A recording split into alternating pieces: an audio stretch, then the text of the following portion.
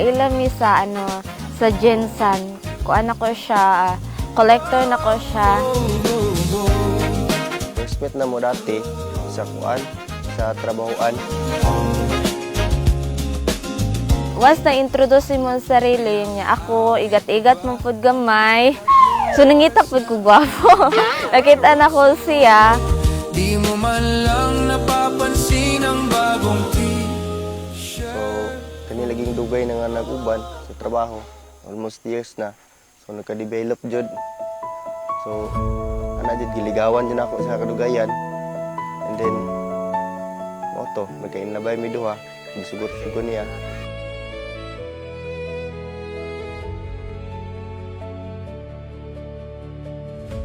Siya man jud akong unang nakit-an jud niya pagka manhiman ato. Mao na to siya, ako na sige kuan sa iyaha, sige pakitag motibo ana. Ako man jud ang unang nag-first move sa iya sir.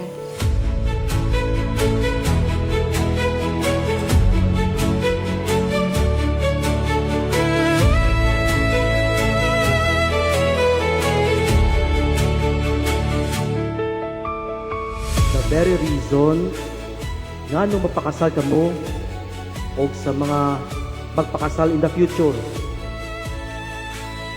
naragayod po sa karason gugma.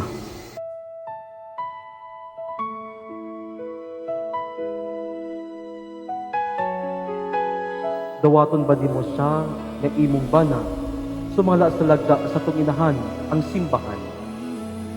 Oo, akong dawaton. Uyon ka ba nga iyang asawa? Oo, uyon ako. Dawaton ba di mo siya nga imong bana?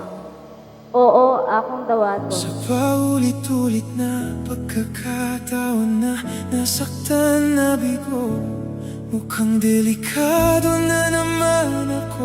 O bakit ba kinikilig na naman? Love, bisan pa man sa atong mahitabo sa tuwa sa tuong kinabuhi. Naot lang nga maning kamot ng taduha para sa itong kugmaon, para sa itong anak, sa itong pamilya. Anak lang, and then ampo lang ta perminte sa Ginoo nga banan ta niya sa iyang hatong mga pangandoy. Di na maghanap ng kung anong sagot sa mga tanong dahil ikaw ang katiyakan ko. Ini si Janet, nga anya karon dinhi. Dawaton ba di mo siya nga imong asawa? Sumala sa lagda sa tuginahan ang simbahan. Oo, akong dawaton. Oo, uyon ako. Oo, akong dawaton.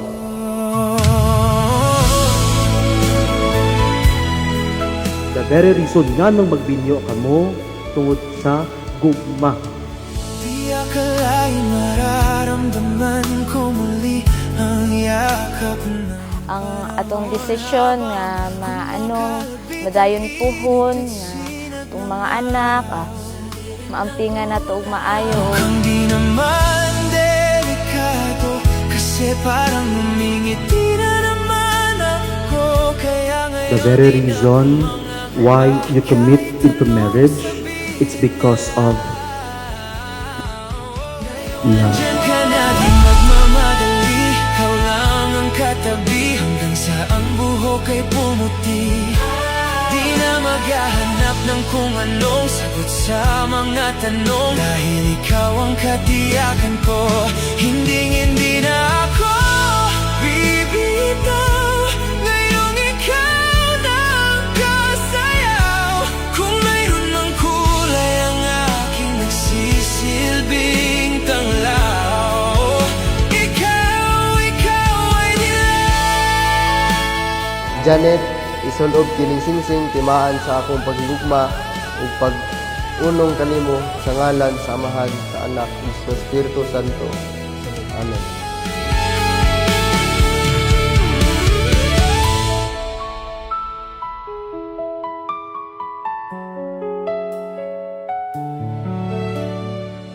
Ruel, isulod ko ning singsing timaan sa akong paghigugma ug pag-unong kanimo sa ngalan ng Ama, ng Anak, ng Espiritu Santo.